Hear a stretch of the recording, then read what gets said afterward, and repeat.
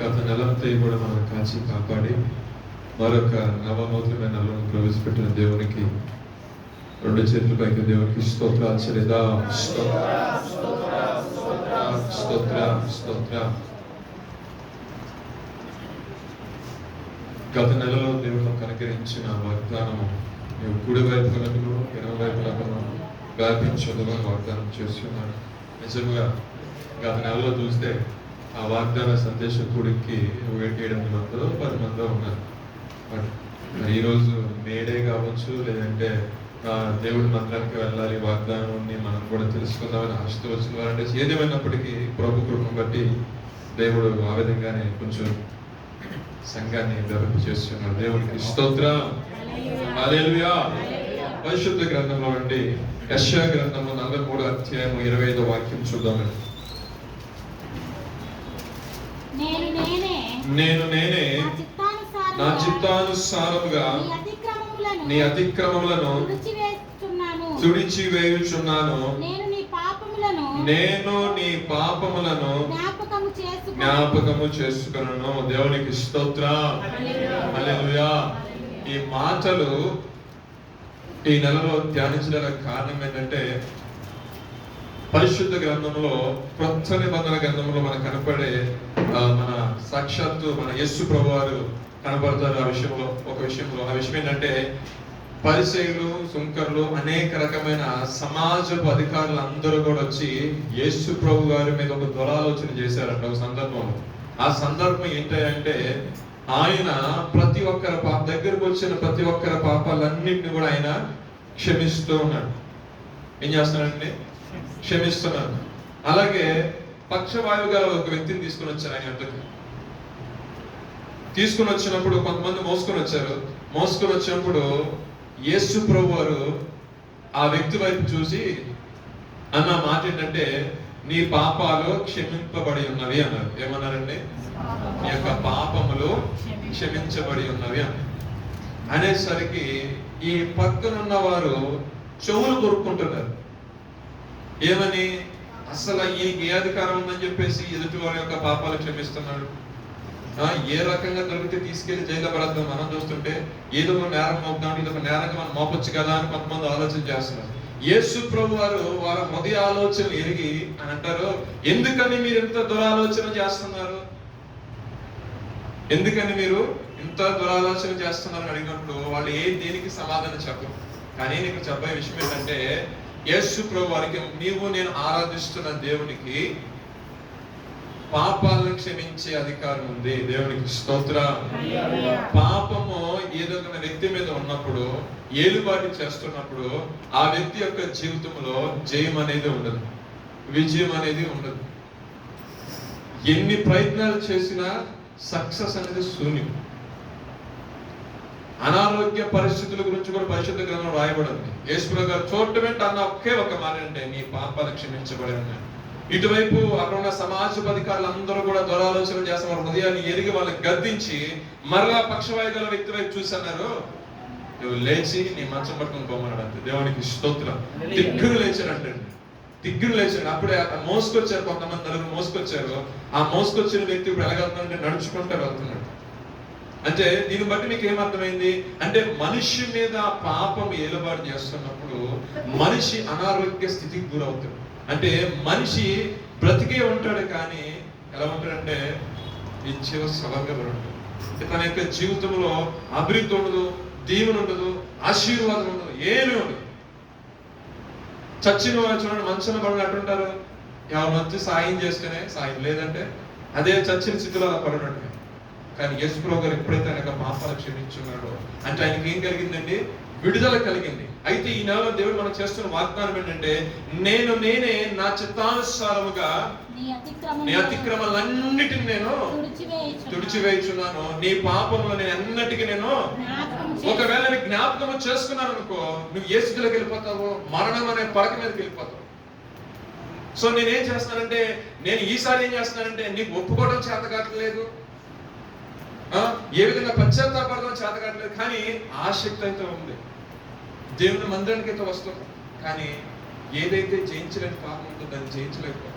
ప్రభు అంటున్నాడు ఏంటంటే, నేనేం చేస్తానంటే ఈ నెలలో నీ యొక్క అతిక్రమాలన్నిటి నేను తుడిచివేస్తాను, నీ పాపాలన్నిటిని తీసివేస్తాను. సో దాని తర్వాత జరిగే విషయం ఏంటంటే, దాని తర్వాత ఏం జరుగుతుంది, ఎప్పుడైనా ఇప్పుడు ఇక పక్షవాయు గల వ్యక్తి యొక్క జీవితంలో పాపం వెళ్ళిపోయిన తర్వాత తన యొక్క జీవితంలో ఏమొచ్చిందండి, ఒక విధంగా చెప్పండి నూతనమైన జీవితమే కదా. అప్పుడు దాకా మంచంలో చచ్చిన శవల పడిన వ్యక్తి ఇప్పుడు ఏం చేశాడు, బ్రతికున్నాడు మళ్ళీ లేచి చక్కగా నడుచుకుంటూ వెళ్ళాడు. నడుచుకు వెళ్ళేసరికి చుట్టుపక్కల ఉన్న బంధువులు, స్నేహితులు వాళ్ళందరూ కూడా భయభ్రాంతులు అయ్యారంట. ఎందుకని ఎన్నో సంవత్సరాలు బట్టి అతను ఆ స్థితిలోనే ఉన్నాడు. కానీ ఎవరి మూలంగా అతనికి గొప్ప విడుదల కలిగిందండి, క్రీస్తుని బట్టి. ఈ యొక్క నెలలో వచ్చిన మనకు కూడా మన జీవితంలో దేవుడికి అద్భుతం చేయబోతున్నాడు. ఎంతవరకు మన జీవితంలో పెండింగ్ ఉంటే కొన్ని విషయాలు, ఆ పెండింగ్ ఉన్న విషయాలన్నింటినీ కూడా దేవుడు ఏం చేస్తాడంటే క్లియర్ చేయబోయే సమయం. ఎందుకంటే ఆయనే ఇన్వాల్వ్ అవుతున్నాడు. ఆయనే ఇన్వాల్వ్ అయ్యి మన జీవితంలో దోషాన్ని తీసివేసి మనల్ని ఆశీర్వాదములకు కారణభూతులకి నెల దేవుడు మార్చబోతున్నాడు. దేవునికి స్తోత్రం, హల్లెలూయా. యేసు ప్రభువు వారు ఒక ప్రాంతంలో సువార్త పాటించి మరొక ప్రాంతానికి వెళ్తున్న విషయం కొంతమందికి తెలిసింది. దాంట్లో సుంకపు గుత్తాదారుడు అంటే ఆయన మన ఇంగ్లీష్ ట్యాక్స్ కలెక్టర్. ఎవరండి? జక్కయ్యకి తెలిసింది ఏంటంటే యేసు ప్రభువు వారు ఈ మార్గం గుండా వెళ్తున్నారని. తెలిసేసరికి ఈయన ఏం చేశాడు, ఆయనకి ఎప్పుడుదో ఆశ ఉంది, ఏమని, యేసు ప్రభు గారు చూడు. కానీ యేసు ప్రభు గారు ఎవరని ప్రకటించబడుతున్నారు, ఆయన సుచరిత్ర గల దేవుడు, ఆయన దేవుడు కుమారుడు, ఆయన పరిశుద్ధుడు అని ప్రకటించబడుతుంది. కానీ జక్కయ్య యొక్క జీవితం ఏ విధంగా ఉందండి, అన్యాయస్తుడు, న్యాయవంతుడు కాదు. అన్యాయంగా వడ్డీలు, చక్కెర వడ్డీలు, బారు వడ్డీలు వేసి జనాల్ని దగ్గర ఉన్న సొమ్ములు రాక్కొని ఇంకేమో నానా రకాల హింసలు పెట్టిన ఒక వ్యక్తి ఈ జక్కయ్య. కానీ ఈయనకి ఆశ కలిగింది, ఏమని, యేసు ఎవరో చూద్దామని ఆత్మీయపడ్డాడు. కానీ అక్కడ వచ్చేసరికి జన సమూహం ఎక్కువగా ఉండటం వలన ఆయన కనపడలేదని చెప్పేసి పరిగెత్తుకుంటూ వెళ్ళారంట. అసలు ఆసక్తి చూడండి, పరిగెత్తుకుంటూ వెళ్ళి ఏ చెట్టు దొరకల. మామూలు చెట్లు ఎక్కాలంటే చాలా కష్టపడాలి, మేడి చెట్టు చాలా చిన్నపిల్లలు కూడా ఎక్కేస్తారు. బుట్టలు కదా కాబట్టి ఈ చిన్న పిల్లలు చాలా వాళ్ళ వాళ్ళు ఎక్కేస్తారు, చక్కగా ఎక్కేస్తారు. జక్కయ్య దొరికింది చెట్టు ఏంటి, మేడి చెట్టు. మేడి చెట్టు ఎక్కేసి ఆసక్తితో చూస్తున్నారు, యేసు ఎవరో వస్తున్నారు.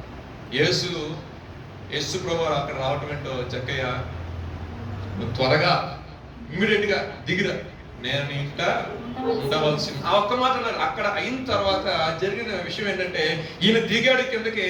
అక్కడ నుండి అనౌన్స్ చేస్తాను, అయ్యా నేను అన్యాయంగా ఎవరి దగ్గర తీసుకున్నానో, అక్రమంగా ఎవరి దగ్గర తీసుకున్నానో యేసు ప్రభు గారు అని చెప్పన్నారా, లేదా అనౌన్స్ చేయమన్నారా, ఇప్పుడు అనౌన్స్ చేయమని చెప్పారా?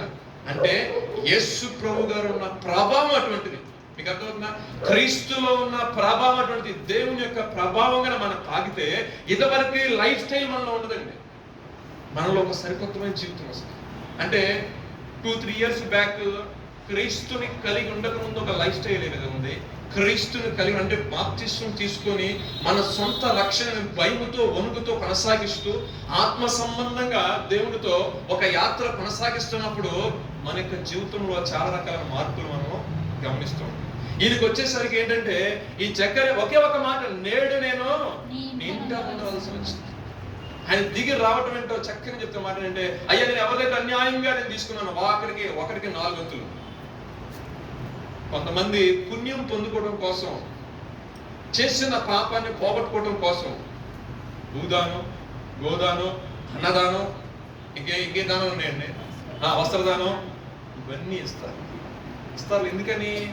చేసిన పాపం పోవడానికైనా, లేదంటే ఏదైనా అభివృద్ధి కోసమైనా, లేదంటే ఏదైనా జన్మ కర్మ ఫల సరే పాపాలు ఏమైనా వెంబడిస్తున్నాయేమో అవన్నీ పోవాలంటే పలానా శనివారం పూట నువ్వులు దానం చేయాలి, శనివారం పూట కొబ్బరికాయ కొట్టాలి అంటే మామూలు చెప్తాను.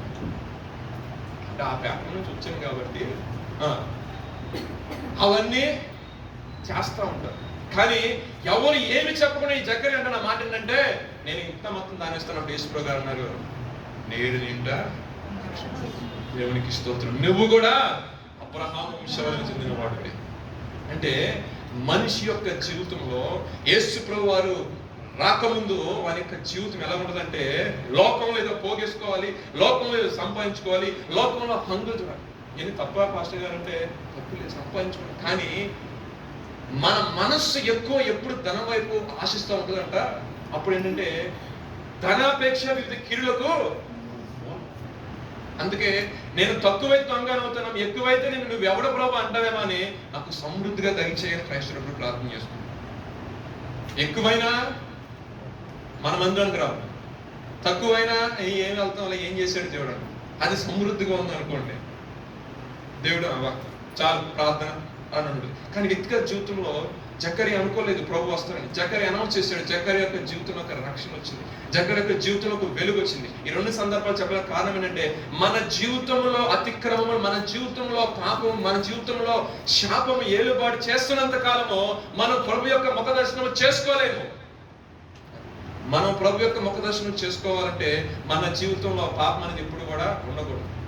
మనం పరిశుద్ధులుగా ఉండాలి. పరిశుద్ధ గ్రంథ సెలవులో ఒక మాట చూద్దాం. లేవికాండం 21వ అధ్యాయము 26వ వాక్యం ఒకసారి చదవండి. ఎందుకని మన పరిశుద్ధంలో రాయబడిన మాట 21:26. ఒకడు తన దాసుని సారీ 20:26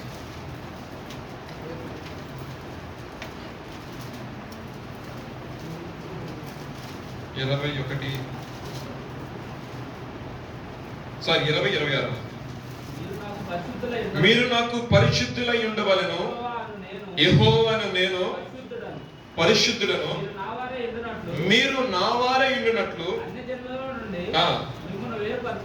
దేవునికి స్తోత్ర.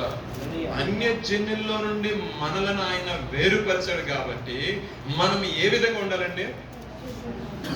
పరిశుద్ధత లేకుండా ఎవడు కూడా దేవుణ్ణి చూడలేదు. సో ఈ ప్రాసెస్ లో ఏం జరుగుతుందంటే ఎన్ని రకాల ప్రయత్నం చేసినా మనుషుడంట ఆ పరిశుద్ధతలోకి రాలేకపోతాడు. ఆ పరిశుద్ధతలోకి రాలేకపోవడం గల కారణం ఏంటంటే ఏదో ఒక ఐహిక విచారం, ఏదో ఒక బాధ, ఏదో ఒక సమస్య, ఏదో ఒక ఇబ్బంది. ఇవన్నీ ఎదిగిన దేవుడు ఏం చేశాడంటే దేవాది దేవుడు తన కుమారుడైన యేసుక్రీస్తు వారిని మనకి అనుగ్రహించాడు. ఆయనకు అనుగ్రహించి ఆయన పునరుద్ధాన దినమునకు ప్రభు ఉన్నాడు కాబట్టి ప్రతి ఆదివారం నువ్వు దేవుడి సన్నిధికి రావాలి.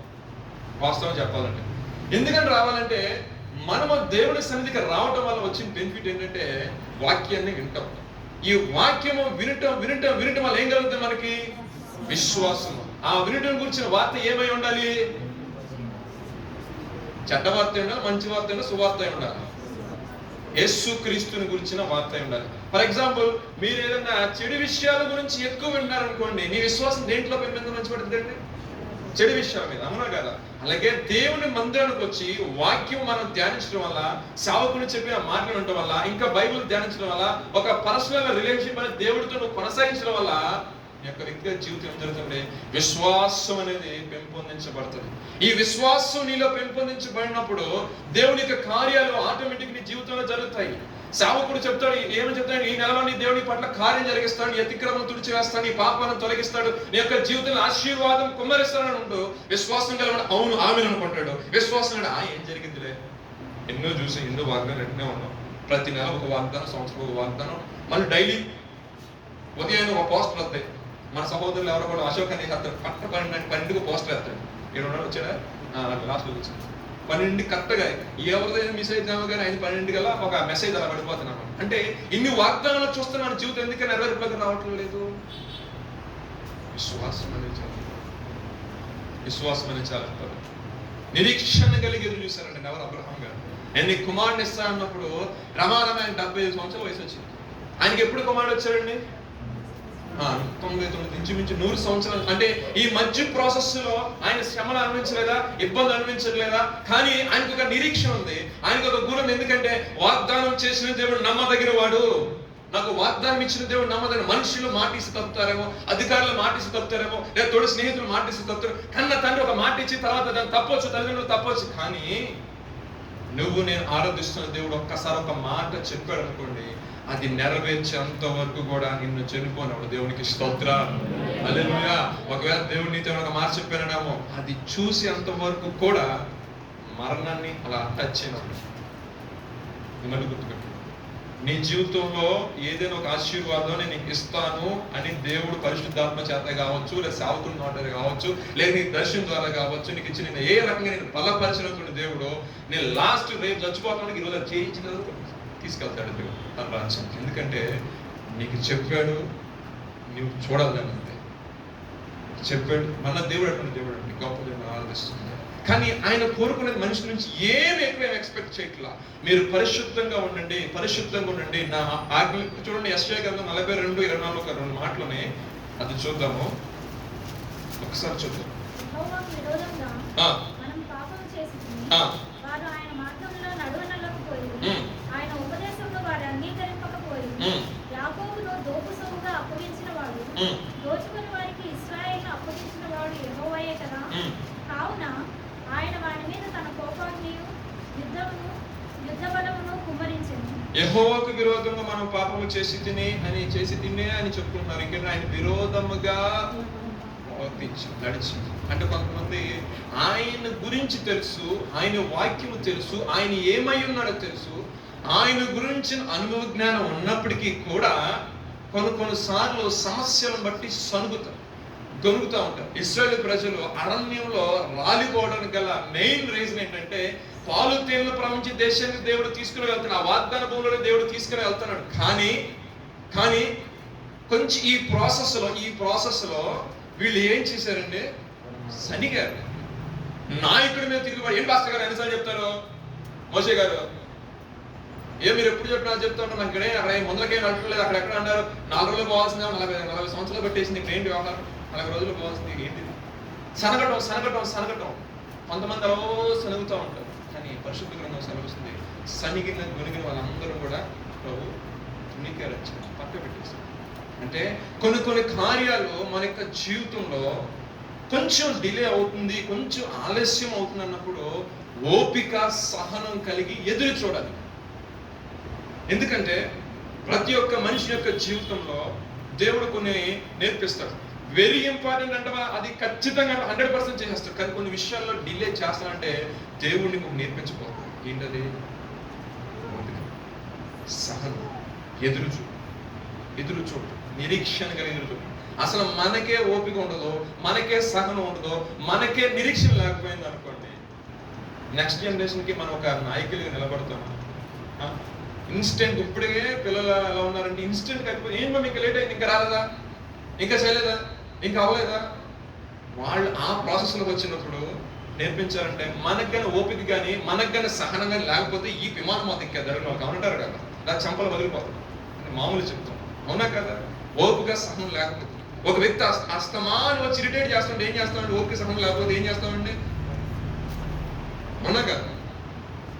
మన యొక్క వ్యక్తిగత జీవితంలో దేవుడు కొన్ని విషయాలు డిలే చేస్తున్నాడంటే మనం ఆలోచించిన విషయం ఏంటంటే దేవుడు ఏదో ప్లాన్ చేస్తున్నాడు. దేవుడికి స్తోత్రం, హల్లెలూయా. ఏదో ప్లాన్ చేస్తున్నాడు. రెజ్యూమ్ పెట్టి తన్నుకులాడుతూ ఉన్నా, అసలు రావట్లేదు ప్రభు, రావట్లేదు నాయన, కొంచెం టైం పట్టింది. ఈ టైం నేను యూటిలైజ్ చేసుకున్నా.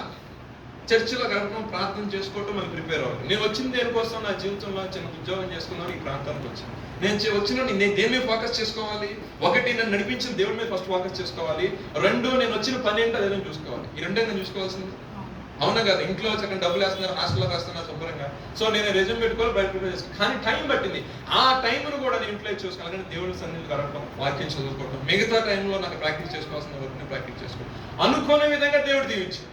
కొంచెం టైం పట్టింది, కొంచెం ఆలస్యమైంది. కానీ 20 మంది వచ్చాము, 19 మంది వెళ్ళిపోయారు. టైం పట్టింది అనమాట. దేవుడికి స్తోత్రం. మీరు చెప్తున్న అర్థమైందా? కొంచెం టైం పడుతుంది ఏ విషయంలో సార్. 20 మంది కూడా నన్ను ఏ రోజు కూడా నన్ను చాలాసార్లు చెప్పేవాడు సాక్ష్యంలో. నాకు హైటెక్ సిటీ ఎవరు కూడా తెలియదు. వాళ్ళందరూ అనుకోలేరు. ఒక రోజు నన్ను వదిలేశారు. నేను ఒక్కనే రూమ్లో కూడా ఏడుస్తా ఉన్నాను. బాబు నన్ను కూడా పిలవచ్చు కదా, మన హల్లెలూయా స్తోత్రం బ్యాచ్ వదిలేశారు. నిజంగానే హల్లెలూయా స్తోత్రం బ్యాచ్ ఇది మనకెందుకులే అని చెప్పేసి వదిలేశారు. కానీ దేవుడు చక్కగా అదే రోడ్లో వెళ్ళాను, అదే రోడ్లో బండ్లు వెళ్ళాను, అదే రోడ్లో దేవుని మహాప్రభుని బట్టి బస్సులో పోయాను, అదే రోడ్లో దేవుని మహాప్రభుని బట్టి కారు వేసుకొని పోతాను. ఆ స్థాయిలో దేవుడు నన్ను అంటే ఈ టైం ఫ్రేమ్ లో జరిగింది కొంచెం ఆలస్యమైంది. కానీ వాగ్దానం చేసిన దేవుడు ఎక్కడ మాట తప్పాడండి? వాగ్దానం చేసి ఇష్టాన్న దేవుడు నాకు తక్కువ చేశాడు ఏమన్నా? అనేక రకాలైన వాగ్దానం, ప్రతి ఒక్క సేవకుడు చెప్పిన ప్రతి ఒక్క మాట రాసుకుని, ప్రతి ఒక్క విషయంలో చేపట్టిన ప్రార్థన, ప్రతి ఆ నెలలో ఆ సంవత్సరం ఏ రోజు ఆ మాట చెప్పారు ఆ సంవత్సరం కూడా ఆ బైబిల్లో రాసుకున్నాం. ఎందుకని? ఏదో ఒక రోజున దేవుడు ఒక కలగానే ఒక దర్శనం వస్తే తెల్లబోక బుక్ తీసుకుని రాసేసుకునేవాడు దర్శనం మొత్తం. కోట్ చేసుకుని పలానా రోజు నాకు ఈ కళ వచ్చింది, ఈ దర్శనం ఇచ్చావు, సరే చూద్దాం ఎప్పుడు నెరవేరుస్తాడా. ఆ టైప్ ఆఫ్ మైండ్ సెట్, అంటే అంతటి విశ్వాసాన్ని మనకు కనపరిచినప్పుడు మన యొక్క జీవితంలో దేవుడు అద్భుతమైన కార్యాలు జరిగిస్తాడు. ఒకవేళ పాపం గాని మన మీద ఏలుబడి చేస్తే ఏ రకమైన నష్టాన్ని మనం పొందుతామనేది ఒక 2 మాటలు చెప్తాను పరిశుద్ధ గ్రంథంలో నుండి. ఎందుకని దేవుడు తీసేస్తాడంటే ఆ నష్టం మనకు కలగకూడదని. ఏలీ కుమారులు దేవుని దృష్టికి దోషం చేశారు. దోషం చేసిన తర్వాత సమూయేలు ప్రవక్త వారున్న సమూయేలుతో దేవుడు రాత్రికాల సమయమందు మాట్లాడినప్పుడు జరిగిన సందర్భం మొత్తం కూడా దైవజనుడు ఏలీ గారికి చెప్పాడు. ఆయన పెద్ద దైవజనుడు, ఆయన దగ్గర పరిచారకుడిగా ఉన్న వ్యక్తి ఈ యొక్క సమూయేలు ప్రవక్త, వారుడైన సమూయేలు. సో ఈ రాత్రికాల సమయం జరిగిన విషయంలో దేవుడు నీ కుమారుడు విషయంలో చూపించాడయ్యా, నీ కుమారులు దేవుడి దృష్టికి దోషం చేశారంటే ఆయన వాళ్ళని భూమి నుంచి తీసివేస్తారు. ఎందుకంటే అతిక్రమం చేశారు, పాపం చేత నిండబడినారు, నానా రకాల దోషం చేశారు అన్నప్పుడు సరే అక్కడ ప్రాసెస్ అయిపోయింది. దేవుడు చెప్పాడు, మాట ఇచ్చేశాడు కదా దేవుడు, సేవకు నోటి నుంచి బయటకు వచ్చింది, మళ్ళీ నెరవేర్పులకు రావాలి కదా. ఫిలిస్తీన్లు దండెత్తుకు వచ్చారు ఇమ్మీడియట్ ఇశ్రాయేలు మీద. వీళ్ళు ఏం చేశారు, యుద్ధానికి వెళ్ళారు. అప్పుడు వరకు ఓటమి అంటే ఎరగని ఇశ్రాయేలు ప్రజలు ఓటమి పాలైపోయారు. ఓటమి పాలైపోవడానికి అనేక మంది చనిపోయారు. చనిపోయిన తర్వాత ఈ ఏలీ కుమారులు ఏం చేశారంటే, దైవజనుల పిల్లలు ఏం చేశారంటే దేవుని యొక్క మందస్సాన్ని పట్టుకొని వెళ్ళిపోయారు. ఎక్కడికి? మరలా యుద్ధంలోకి. అంటే మనం ఫస్ట్ టైం వెళ్ళినప్పుడు మనసు మన దగ్గర లేదు కదా, ఇప్పుడు మందసం పట్టుకుని వెళ్దామని చెప్పేసి మందసం పట్టుకొని మరలా యుద్ధానికి వెళ్ళారు. ఫిలిష్తీయులకు భయం వేసింది, ఎందుకంటే దేవుని యొక్క మందసం ఒక్కసారి యుద్ధ భూములకు ఎంటర్ అయిందంటే విజయము 99.9%, 100% ఇశ్రాయేలుదే. అయితే మందసంలో అపరిశుద్ధత ఉంది, మందసంలో ప్రభావం ఉంది. కానీ మందసం పట్టుకుని నడిపిస్తున్న ఏలీ కుమారులు, యాజకులు కుమారులు ఏం లేదండి, పరిశుద్ధత అనేది, పవిత్రత అనేది లేదు. దేవుని ఎదుట యథార్థత అనేది లేదు. దాని మూలంగా ఏం జరిగిందంటే మరలా ఓడిపోయారు. ఓడిపోయిన వెంటనే వాళ్ళు మొత్తం దండిగా వచ్చేసి ఆ ఇద్దరిని కూడా చంపివేసిన తర్వాత ఈ విషయం ఎరిగిన, ఈ విషయం యుద్ధం జరుగుతున్నప్పుడు గొప్ప ధ్వని జరుగుతుంది కదా, ఈ విషయం, ఈ శబ్దాలు, ఈ కేకల మొత్తం కూడా ఏలికి వినబడి అక్కడ ఉన్న వారిని పిలిచాడు. పిలిచినప్పుడు ఒక ఆయన యుద్ధ భూమి నుంచి రక్తం కారుతున్న బట్టలతో పరిగెత్తుకుంటూ వచ్చి ఏలికి చెప్పిన మాట ఏంటంటే, అయ్యా మందసం పట్టబడింది. ఆయన ఫస్ట్ షాక్ అయిపోయాడు. రెండో మాట ఏంటంటే, నీ 2 కుమారులు చనిపోయారు. వెంటనే ఆయన స్థూలకాయం గల వ్యక్తి, కొంచెం లాగుండడం వల్ల వెనక్కి పట్ట వెంటనే మెడిరిగిపోయి ఆయన చచ్చిపోయాడు. చూడండి, వీళ్ళు చూసినట్లు ఈ ప్రాసెస్ లో జరిగిన విషయం ఏంటంటే, దేవుడు ఒక క్రమంలో, ఒక పద్ధతిలో ఒకరు నియమించుకున్నాడు. ఆ నియమించుకున్న వ్యక్తి, ఆ అభిషేకించబడ్డ వ్యక్తి ఆ ప్రాసెస్ లో కరెక్ట్గా లేకపోతే ఏం జరుగుతుందంటే ఈ రకమైన అనర్థాలు జరుగుతాయి. ఒకవేళ దేవుని చిత్తంలో ఉన్న కుమారుడు లేదా కుమార్తెను అనుకో, ఆయన ఏర్పాట్లు, ఆయన అభిషేకంలో ఉన్నావు అనుకో, నువ్వు చాలా జాగ్రత్తగా ఉండాలి. నువ్వు ఒక పరిశుద్ధమైన జీవితాన్ని నువ్వు జీవించాలి అని చెప్తున్నా. అన్ని జన్యుల్లో నేను ప్రత్యేకపరిచిన కారణం ఏంటంటే, నేను పరిశుద్ధులను కాబట్టి మీరు పరిశుద్ధమైన పిల్లలై ఉండాలి, లేకపోతే మీ యొక్క జీవితం విజయం అనేది. అయితే ఆ మందసం తీసుకువెళ్ళి దాగోని దేవత గుడిలో పెట్టారు. పెట్టేసరికి నెక్స్ట్ డేకి వచ్చేసరికి దాని చేతులు, దాని కాళ్ళు, 3 రోజులు వచ్చేసరికి అలా మొత్తం 4 మొక్కలు చేసి పడినట్టు. ఎవరు ఎలా లోపలికి తలుపులేసి అన్నీ చేశారు. అదంతా కూడా తరగతి చదువుకోండి. ఆ సమయంలో మొదటి సమయంలో గ్రంథాలు ఉంటాయి ఆ మాట 4 అధ్యాయాల్లో అంతా జరిగిన. అంటే ఇక్కడ ఏం చెప్పే విషయం ఏంటంటే, మనుషుల్లో ఉన్న పాపము ప్రభావం గల దాన్ని పట్టుకున్నా ఉపయోగం లేకుండా అయిపోతుంది. అంటే ప్రభావం గల క్రీస్తు వారిని పక్కన ఉన్నా సరే, నీలో పాపం ఉండటం వల్ల ఆ ప్రభావం అనేది నీలోకి రావట్లేదు. నేను యాక్టివేట్ అవ్వట్లేదు. ఏ విషయంలో నువ్వు యాక్టివేట్, నీలో ఉన్న పాపం అనేది తొలగించబడాలి. సో ఈ నెలలో దేవుడు చెప్తున్న మాట ఏంటంటే, ఎటువంటి శాపము, ఎటువంటి దరిద్రము, ఎటువంటి ఉపద్రవం నీ మీద రాకుండా ఉండేలాగా ఆయన ఏం చేస్తానంటే, ఆయనే ఈ నెలలో నీకు విజయాన్ని ఇవ్వటం కోసము ఆయనే నీ యొక్క పాపాలని, ఆయనే నీ యొక్క శాపాన్ని, ఆయనే నీ యొక్క దోషాన్ని తీసివేస్తాడు. నెంబర్ 1 హల్లెలూయా చెప్పండి. హల్లెలూయా. నిజంగా మన యొక్క జీవితంలో జయము చూడాలి అంటే మన జీవితంలో పాపం అనేది ఏలుబడి చేయడానికి వీలు లేదు. 2వ కొరింథీయులకు రాసిన పత్రిక 6వ అధ్యాయము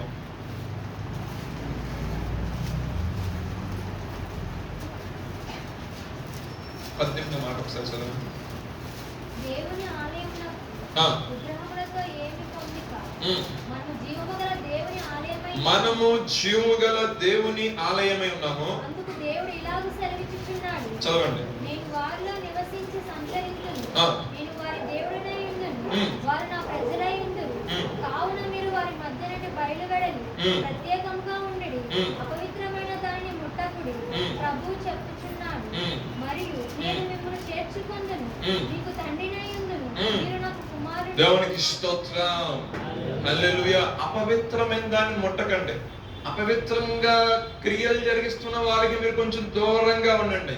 ఎందుకని? మనము జీవం గల దేవుని యొక్క ఆలయమే. అపవిత్రమైనది ఏది రాకూడదు. క్రీస్తు యేసు రక్తం చేత కడగబడిన తర్వాత మరలా సాహసించి లోకంలో పడకూడదు. ఎందుకంటే అంతకుముందు 2-3 మెసేజ్ గురించి చెప్పారు. తెలిసి తెలియక చేసిన పాపానికంట దేవుడు ఏం చేస్తాడంటే ఏదో ఒకటి ఆ రోజున్న ప్రకారం పాప నియమం ప్రకారం ఏదో ఒకటి పావురాలని పిచ్చుకుల్ని లేదా గవ్వలను తీసుకొచ్చి బలిపీఠం పెట్టి ఆ రక్తాన్ని తీసుకొచ్చి దాని రకంగా అయితే ఏదో పాపక్షమం. కానీ సాహసించి పాపం చేసిన వాడికి మరణమే ఉంటుంది. అంటే కొన్నిసార్లు ఏం చెప్తారంటే, అంటే మరణం అంటే డైరెక్ట్గా వచ్చి కొట్టదండి. ఏది కూడా అంటే నువ్వు బ్రతుకున్నా సచ్చినంత సమానం అంతే. అంటే నీలో అభివృద్ధి అనేది ఉండదు. ఏముండదండి? అభివృద్ధి అనేది ఉండదు. ఎక్కడ ఏమన్నారంటే అక్కడే ఉన్నట్టు సాహసించేస్తాడు. కానీ ఎందుకన్నా మాట చెప్పినట్టు దేవాది దేవుడు సర్వస్వం. మనము దేవుని యొక్క ఆలయమై ఉన్నాము. నేను వారిలో నివసించి సంచరింతును. నేను వారికి దేవుడినై ఉందును. వారు నాకు ప్రజలైందురు. కావున ఎవరి మధ్య నుండి అపవిత్రమైన కార్యం జరిగించే వారి మధ్య నుండి మీరు కొంచెం పక్కగా ఉండండి. ఆ క్రియలు జరిగించే వాళ్ళు కొంచెం దూరంగా ఉన్న పర్లా, మాట్లాడిపోయిన పర్లా, స్నేహం చేయకపోయిన పర్లా మన కాంటాక్ట్ తీసేసిన పర్లా, మన బ్లాక్ లిస్ట్ లో పెట్టిన పర్లా. దేవునికి స్తోత్రం. దేవుని కొరకు నిలబడితే మన బ్లాక్ లిస్ట్ లో పెడితే, వైట్ లిస్ట్ లో పెడితే, ఏ లిస్ట్ లో పెడితే ఏంటి? మనం ఆయన లిస్టులు ఉంటే చాలు. అవునంటారు కదా? అవునా కదా? అవునంటారు కదండి? అనసు చెప్పండి. మా నమ్మని బ్లాక్ చేశారండి అని ఒక సిస్టర్ ఫోన్ చేయండి. ఎవరమ్మా అంటే మేము ఇద్దరు ఎప్పటి నుంచో ప్రేమించుకుంటా, కానీ బ్లాక్ చేసింది. ఆయన బ్లాక్ చేస్తే బ్లాక్ చేసింది. ఆయన బ్లాక్ చేయకుండా ఆయన బ్లాక్ చేసేదనుకో నీ జీవితమే బ్లాక్ అయిపోతుంది. ఇంకేం ఉండదు. విషయంలో ఏంటంటే దేవుని ఎదుట మనం నమ్మకంగా జీవించాలి. మనం ఆశీర్వాదం పొందుకోవాలన్నా, దీవెన పొందుకోవాలన్నా, ఒక అభివృద్ధి చూడాలన్నా మన యొక్క జీవితాన్ని దేవుడు ఇలా చూసినప్పుడు యోబు గురించి ఇచ్చిన సాక్ష్యము మన బట్టి వాళ్ళకి ఏమన్నాడు? ఆయన చూసి యథార్థవంతుడు, నీతివంతుడు, పరిశుద్ధుడు. ఆయన గురించి అసలు ఎంత బాగా చెప్పాడు దేవుడు. మనం బట్టి కూడా దేవుడు సంతోషిస్తున్నారు. అందుకే మళ్ళీ ఏమన్నంటే మీరు ప్రత్యేకంగా ఉండండి. ప్రత్యేకంగా ఆజ్ఞలను, కట్టడను, విధులు మనము జాగ్రత్తగా గైకున్నాడు. అబద్ధం ఆడకూడదండి ఏ విషయంలో కూడా. సులువుగా చిక్కిపెట్టే పాపం ఒకటి ఏంటంటే సింపుల్ గా అబద్ధం, తక్కువ అబద్ధం రాస్తాం. తర్వాత మళ్ళీ కవర్ చేసుకుంటాం. మా శాంతం ప్రభావ నీకు తెలుసే కదా అన్ని మళ్ళీ చెప్తాం. నీకు తెలుసు కదా ప్రభా పరిస్థితి, నీకు తెలుసు కదా అన్ని తెలుసు నాకు. నువ్వు ఆ పరిస్థితి ఎందుకు చేసావు, ఆ పరిస్థితి ఏం మాట్లాడావు, అసలు నువ్వు జాగ్రత్త చేస్తే మళ్ళీ ఇంకొచ్చి ఎక్స్క్యూజ్లు ఎందుకు? మళ్ళీ వచ్చి ప్రార్థన నీకు తెలుసు కదా ప్రభా నేను కావాలని చేయలేదు ప్రభా. హృదయం లోపల పడతారే నువ్వు కావాలని చేసావు. నేను కావాలని చేయలేదు తెలుసు కదా ప్రభా. ఫ్రెండ్స్ రమ్మంటే నేను లేదు ప్రభా, పబ్బుకి రమ్మంటే లేదు ప్రభా, సినిమాకి రమ్మంటే లేదు ప్రభా, సీడ దామంటే తాగదే కదా ప్రభా, సిట్టింగ్ లో కూర్చోమంటే కూర్చున్నాను. నీకన్నీ తెలుసుకో ప్రభా. ప్రభా అంటే నువ్వు అన్నీ నీకు తెలుసు అన్నది, నువ్వు ఎవరు నాది లేదు అంటున్నాయి. ఎందుకంటే ఉంటే వెచ్చగా ఉండు, లేదా చల్లగా ఉండు. నువ్వెచ్చే స్థితి నువ్వు జీవించావు అనుకో నా నోటి నుంచి నువ్వు సులువుగా చిక్కుపెట్టదండి అబద్ధం అనేది. కట్టడలను, విధులను గైకొనకుండా, అంటే ఆయన చెప్పిన మార్గంలో మనం నడవకపోవటమే సగం పాపం. కొన్ని ప్రిన్సిపల్స్ చెప్పాడు, మీరు ఇలా ఉండాలి, క్రైస్తవులు మీకు మాదిరి ఉండాలి. మీ నడకలో, మీ మాటలో, మీ వస్త్రత అన్నిటిలో కూడా దేవుడు చెప్పాడంటే ఒక మాదిరి చెప్తాడు. ఆ మాదిరిలో మనం ఉంటాం, మన జీవితం ఆశ్రయించుకోవాలి. ఒక మాట చెప్తాము, అబద్ధం అని మాట్లాడుతుంది కాబట్టి. అననీయ సభ్యులు అన్నారు, ఎవరన్నా ఏం చేశారు వాళ్ళు? మీరు చెప్పండి, మీ అందరూ తెలిసిందే కదా. పొలం అమ్మారా లేదా? డబ్బులు మొత్తం తెచ్చి అపోస్తుల పాద దగ్గర పెట్టారా? దాచుకున్నారా? అంటే భార్య తెలుసా దాచుకున్న డబ్బులు తీసుకున్న విషయం తెలీదా? తెలుసుగా. మరి భార్యలో చీమ నాటకం వేసింది అక్కడ. నాకేం తెలియదు. ఏముంది అసలు నేను డబ్బులు ఇమ్మని పాస్టర్ గారు అడిగారా? అన్న ఫస్ట్ పాయింట్ లో అర్థం, పాస్టర్ గారు డబ్బులు ఇమ్మని అడిగారా? ఏదో గొప్ప కోసం ఇచ్చుకుందామని చెప్పేసి ఇచ్చుకునేటప్పుడు నమ్మకంగా ఇవ్వాలి కదా. పాస్టర్ గారు ఆత్మచేత నడిపించబడిన విషయంలో ఎదిరిగాను. అయితే ఆ రోజుల్లో ఎప్పుడు అపోస్తలులు నిలబడి పరిచయం చేస్తున్న రోజుల్లో యేసుప్రభువు వారు పునరుద్ధారణ లేచి తండ్రి వద్దకి వెళ్ళిన తర్వాత అపోస్తుల చేత సువార్త ప్రకటించబడుతున్న దినాలు ఇవి. సో వాళ్ళు ఎక్కడికి వెళ్ళినా కూడా అద్భుతాలు, ఆశ్చర్యకరమైన కార్యాలు, సూచక్రియలు, సువార్త ప్రకటన విషయం దేవుడు వెను నుండి కార్యాలు జరిగిస్తూ వచ్చాడు. రోగులు స్వస్థత వచ్చింది, బలహీనలు బలపరచబడి, దెయ్యం బట్టిన విడుదల కలుగుతుంది, చాంద్ర రోగంగా స్వస్థత కలుగుతుంది. అసలు ఒక విషయం చెప్పాలని మొట్టమొదటి పక్కన పెడితే వీళ్ళు నడుచుకుంటూ వెళ్తుంటే ఆ నీడ పడితే స్వస్థత అవుతుంది అంటే అయితే చక్కగా వస్తువుల కార్యంలో వాళ్ళు నీడ పడితే స్వస్థత, గాలి తగిలితే స్వస్థత వస్తుందంట. అనేక మంది వాళ్ళు వెళ్తున్నారంటే అలా పడేసేవాళ్ళు. ఆ దినాల్లో దేవునికి భయపడి స్థిర ఆస్తులు, ఏ ఆస్తులు అండి? స్థిర ఆస్తులు అంటే కొన్నాయి, వీళ్ళు కొనుక్కున్నాయి, వాళ్ళ తాత ముత్తాతల నుంచి వచ్చిన ఆస్తులు మొత్తం కూడా అమ్మి అపోస్తుల పాదం దగ్గర పెట్టి వారితో పాటు వెంబడించారంటే వారిని దేవుని నామహిమార్థం. వీళ్ళు కూడా ఆశ కలిగింది, తప్పేమి లేదు. వీళ్ళు కూడా ఇది అమ్మారు, పవన్ అమ్మారు, అపోస్తుల పాదం దగ్గర పెడదామని. కానీ సాతాను ప్రేరేపించాడంట. మొత్తం పెట్టేస్తే రేపు ఉదయం పరిస్థితి ఏంటి? శాలరీ మొత్తం వేసేస్తున్నావు నువ్వు, కొంచెం దాచుకోవచ్చుగా అన్నావు. ప్రథమ ఫలం మొత్తం చర్చలు వేస్తాను అనుకోండి, లక్ష రూపాయలు వేసేస్తావా? కాస్ట్ తెలిసి నీకు ₹1,00,000 20,000 దాచుకుంటుంది మనసు. సైతం కూడా అంతే ఆడు. నిజం, వాళ్ళు చేసిన పని అయితే చదువు 5 చదువుతున్నాను సార్. 6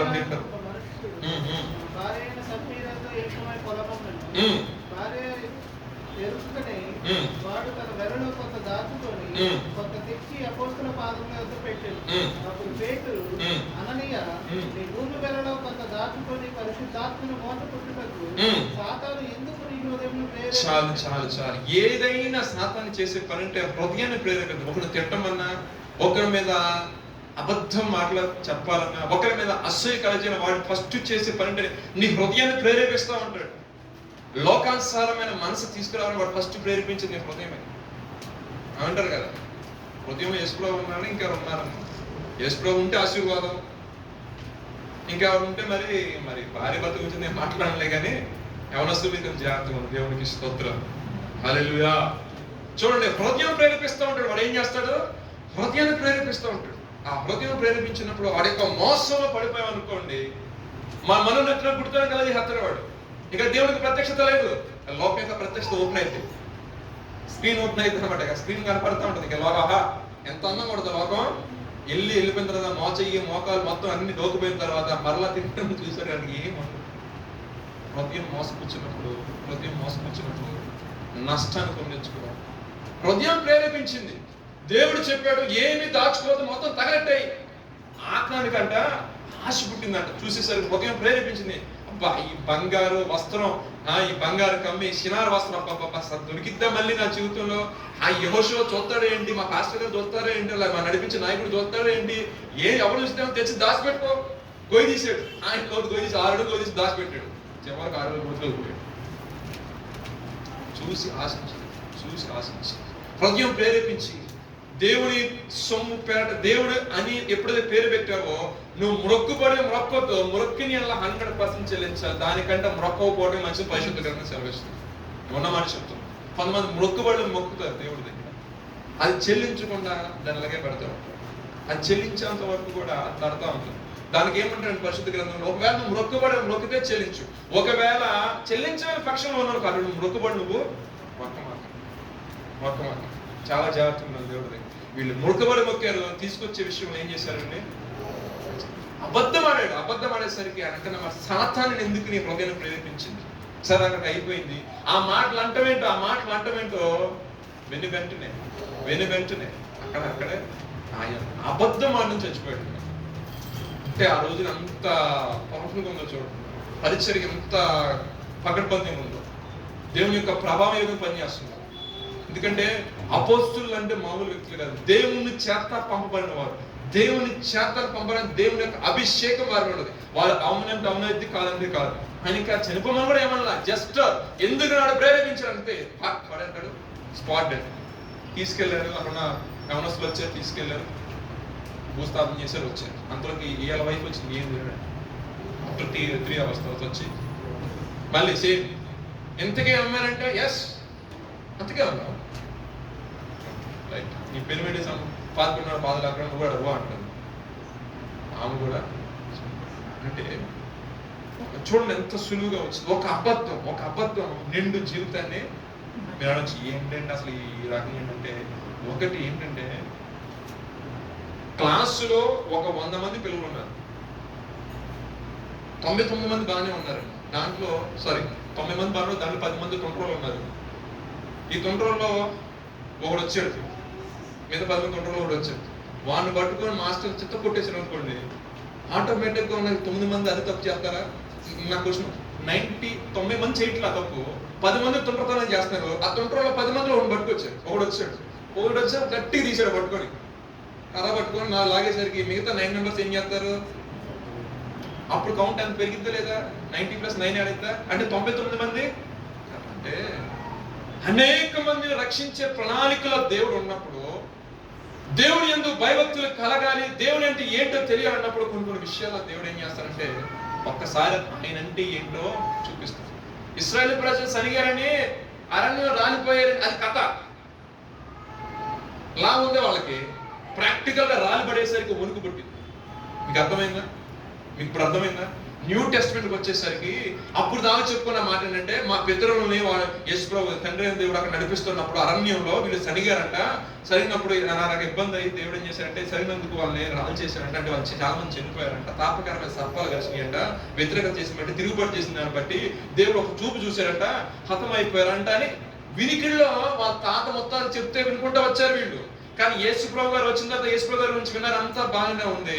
కానీ ఇప్పుడు ఈ పాత నిబంధన వాళ్ళకి మెడిటేషన్ చేస్తూ ఉంటారు కదా, అంటే ధ్యానిస్తూ ఉంటారు కదా, అప్పుడు వింటూ ఉన్నారు. ఇప్పుడు కళ్ళలో చూశారు ఏమని? దేవుని యొక్క ప్రభావం ఏ విధంగా ఉంటుంది, దేవుడి ఎదురు నాటకాలు ఆడితే ఏ విధంగా ఉంటుంది, దేవుని ఎదురు మనం దాచిపెట్టామా అవుట్, బహిర్గతం చేసేస్తాడు దేవుడు. అంటాడు కదా, రహస్యమైనది ఏది కూడా బయలుపరచబడకపోదు. మనం అనుకుంటాం మనం కప్పుతా ఉంటాం. ఆయన అంటాడు, పిచ్చోడు ఎంతకాలం కప్పుతారు, ఎంతకాలం కప్పుతావు అది ఎప్పుడు పబ్లిక్ అయిపోయింది. మనం అనుకుంటా కప్పుతాం. సో మన యొక్క రిప్లైన్ గమనించిన విషయం అంటే, దేవుడు అంటాడు ఏ విధం చేతనైనా మన మాట వల్ల కానీ, తలంపు వల్ల కానీ, ఆలోచన వల్ల కానీ జరిగిన దోషము, పాపము గత నెలలో, గత దినాల్లో, గత సమయంలో తెలుసో తెలియకో ఏదైనా పొరపాటు జరుగుంటంట, ప్రభు అంటే నా మాట ఏంటంటే, నా చిత్తానుసారంగా నీ అతిక్రమాలను తుడిచివేస్తాను, నీ పాపనేమో జ్ఞాపకం చేసుకున్నావా, ఇక నుంచే నువ్వు పరిశుద్ధమైన జీవితాన్ని కొనసాగించడానికి నువ్వు ప్రయత్నించు. సో నువ్వు ఎప్పుడైతే నువ్వు పరిశుద్ధ జీవితాన్ని కొనసాగిస్తావో, నీ గుడిలో అంటే నువ్వు దేవుని యొక్క జీవంగా, దేవుని యొక్క ఆలయంగా మార్చబడతావు. కాబట్టి ఆ ఆలయంలోకి వచ్చి నేను నివాసం చేస్తా, నేను మీలో సంచారం చేస్తా.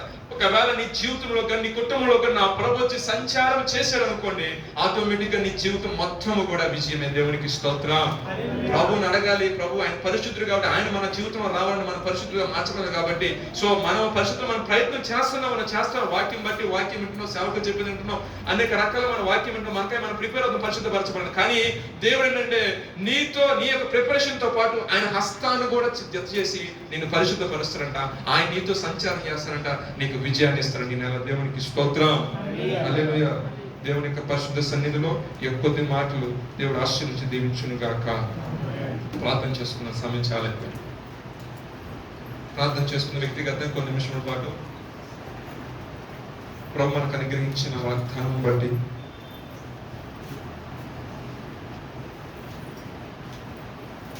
ఈ యొక్క యవన కాలంలో ఏదైనా పొరపాట్లు, ఏదైనా దోషము నీ మనస్సు నీకు తెలియజేస్తుందేమో, ఈ విషయంలో నువ్వు పడుకు, ఈ విషయంలో నువ్వు తొట్టు, ఈ విషయంలో నువ్వు కొంచెం ఇన్బ్యాలెన్స్ గా ఉన్నావు. కాబట్టి ప్రభు పాద దగ్గర పెట్టినప్పుడు హృదయపూర్వకంగా మీ స్వరంలో ఎత్తి ప్రభు సన్నిధిలో మీరైతే కన్నీటితో మీరు ప్రార్థన చేసుకోండి. ప్రభు ఈ యొక్క మే నెలలో మీరు ప్రవేశపెట్టారు తండ్రి, 4 నెలలు మీరు ఉచితమైన కృపలో కాపాడి ఈ యొక్క 5వ నెలలో మీరు ప్రవేశపెట్టారు ప్రభు. అయ్యా అనేక రకమైన ప్రతికూల పరిస్థితులు వచ్చినప్పటికీ, ఇబ్బందికరమైన పరిస్థితులు వచ్చినప్పటికీ అయ్యా నీ సన్నిధి మీరు మాకు తోడుగా వచ్చి నడిపిస్తున్న విధానం బట్టి మీకు స్తోత్రాలు చెల్లిస్తున్నాను. అయ్యా జనవరి నెలలో మీరు మాకు వాగ్దానం చేశారు, నీ కోరికని సిద్ధింపచేసి నీ ఆలోచన యావత్తుని సఫలపరుస్తారు. అయ్యా ఫిబ్రవరిలో మీరు మాకు వాగ్దానం చేశారు, అతడు యెహోవాను ఆశ్రయించినంత కాలము అతడు వర్ధిల్లుచుండునని ప్రభు మీరు చెప్పారు ప్రభు. అయా మార్చి నెలలో మీరు మాకు వాగ్దానం చేశారు ప్రభు, నీవు యెహోవాను బట్టి సంతోషించదవు, ఇశ్రాయేలు పరిశుద్ధ దేవుని బట్టి అతిశయపడదు అన్నావు ప్రభు. ఆ రకంగా కార్యం మా జీవితంలో మీరు జరిగించారు.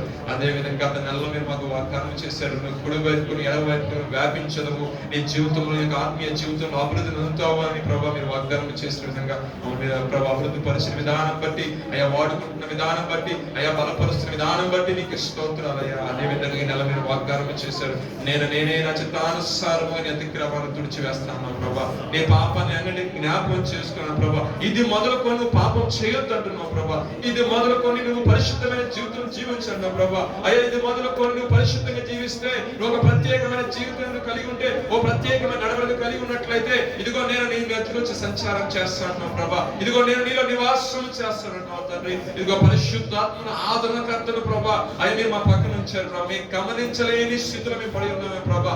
ఈ యొక్క పాపము ప్రభా, అయా మా యొక్క ప్రభా నా తండ్రి మనోనేత్రాన్ని ప్రభా, అయా గుడ్డితనం కలిగి చేసి ప్రభా, నీ శక్తిని ప్రభా, నీ యొక్క ప్రభావాన్ని గమనించలేని స్థితిలో మేము పడి ఉన్నామేమో ప్రభా. అయా నీ ప్రభావంగా నీ ఆత్మ వచ్చిన ప్రభా సంచరింప చేస్తున్నాం ప్రభా, నీ పరిశుద్ధాత్మతో మేము నింపబడాలి ప్రభా. ఓ ప్రత్యేకమైన జీవితంని, ఓ ప్రత్యేకమైన నడవడికని, ఇదిగో పాతది గతించను, ఇదిగో సమస్తము నూతనమైనట్టుగా ప్రభా, అయా క్రీస్తులో ప్రభా మమ్మల్ని మీరు కడిగి మా పవిత్రమైన పరిశుద్ధపరిచి, అయ్యా నా తండ్రి నిర్దోషులుగా నీతిమంతులుగా మీరు తీర్చున్నారు తండ్రి.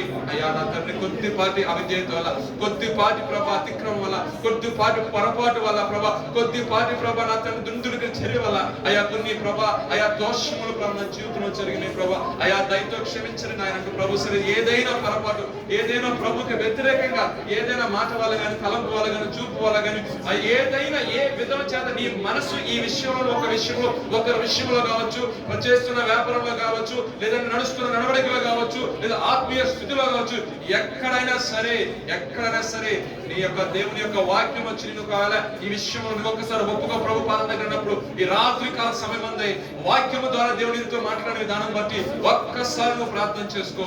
దేవుని సన్నిధిలో ఉండగానే, దేవుని మందిరంలో ఉండగానే నువ్వు ఒక్కసారి ప్రార్థన చేసుకో. ప్రభా నేను ఆశీర్వదించబడగడానికి ప్రభా, అయ్యా నా తండ్రి నీ ఆశీర్వాదం పొందలేకపోవడానికి గల కారణం ఒకవేళ ఇదైతే ఇది నాకు తొలగించు ప్రభా. అయ్యా నీకంటే ఎక్కువ నాకు ఏది కాదు ప్రభా, అయ్యా నీకంటే ఎక్కువ నాకు ఏది కాదు ప్రభా, అయ్యా నీ తర్వాతే ప్రభా ఏదైనా నీవు ముందే నా జీవితం ఉండు ప్రభా, నీవు ముందు నా జీవితం ఉండి ఆశీర్వించు ప్రభా. అయ్యా నేను తండ్రి నేను నీరసలిపోకుండా, నేను కృంగిపోకుండా, నేను ఆధారపడకుండా, అయ్యా నాకు ధైర్యాన్ని దయచేయి ప్రభా, నాకు శక్తి నీవు ప్రభా, నాకు ప్రభా అయ్యా నవనూతనమైన బలాన్ని, నవనూతనమైన కృపను దయచేయండి ప్రభా. అయ్యా నా తండ్రి ప్రభా పరిస్థితులను చూసి కృంగిపోయే స్థితిలో నుండి నన్ను లేవనెత్తండి. నువ్వు పరిశుద్ధులు అన్నావు, అయ్యా అన్ని జీవులను నేను ప్రత్యేకపరిచాను, నేను పరిశుద్ధపరిచాను, నేను ఏర్పరచుకుని ఉన్నాను, నీవు నా సొత్తు అన్నావు ప్రభా. అందుకోసమనే మరొక్కసారి నేనే నీ నా చిత్తానుసారంగా అతిక్రమం తుడిచివేయాలి. ఎందుకంటే నేను ఏర్పరచుకున్నాను కాబట్టి, నేను నా విలువైన ఆయన కుమారుడు యేసుక్రీస్తు వారి రక్తం చేత నీ బిడ్డలు కొని ఉన్నాను కాబట్టి ప్రభా, మీరు వాగ్దానం చేస్తున్న విధానం బట్టి ప్రభా, కృంగిపోయిన స్థితి నుంచి వారు మీరు లేవనెత్తండి ప్రభా. అయ్యా తల్లి పడిపోయిన స్థితి నుంచి వారు లేవనెత్తండి ప్రభా, నిరుత్సాహం ప్రభా, నిస్సహాయ స్థితిలో నుంచి వారు లేవనెత్తండి. అయ్యా అనంతరం ఒక శుభకరమైన ఆనువాలు నీ నామములు వారు కలుగు చేయండి అయినా, శుభకరమైన ఆనువాలు ప్రభా వారి జీవితాలు మీరు కలిగి చేయండి ప్రభా. అయ్యా నీవు ఉన్నావు, నాకు సహాయం చేస్తాను, ఒక ఆశీర్వాదం మీరు గుర్తించండి. నా ప్రభు నాకు తోడుగా ఉన్నాడు, నాకు సహాయం చేస్తాడు, ఏ విషయంలో నేను ఆధారపడకూడదు. నా ప్రాణమాను కృంగిపోకు, నా ప్రాణమాను దేవుని నిరీక్షించు, దేవుని వైపు చూడండి ప్రభా. నా తండ్రి రాత్రి కాలం మా ప్రేమ ప్రార్థన చేసుకుని చుండగా మా బిడ్డలకు మీ సహాయం చేయండి. ఈ నెలంతా కూడా ఓ ప్రత్యేకమైన అభిషేకము, ఓ ప్రత్యేకమైన ఆశీర్వాదం, ఓ ప్రత్యేకమైన దీవెన ప్రభా, ఓ ప్రత్యేకమైన నడిపింపు, ఓ ప్రత్యేకమైన బలము, ఓ ప్రత్యేకమైన ఆశ్రయం వారు కలుగునట్లుగా మీ సహాయం చేయండి ప్రభా. నీ రెక్కల కౌగిట్ల బిడ్డ మీరు కాచి కాపాడండి. ఈ నెల ప్రభా మొదటి దినమున ప్రభా ఆశతో ఆసక్తితో ఇదిగో జీవంగా దేవుని యొక్క మందిరంలో నెల మొదటి తారీఖున ప్రార్థన జరుగుతుంది.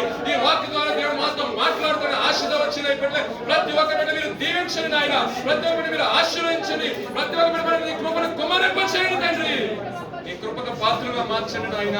మీ సహాయం దయచేస్తున్నాం, ప్రార్థిస్తున్నాగా ప్రభా. మా యవన బిడ్డలు ఒక్కసారి జ్ఞాపకం చేసుకోండి ప్రభా.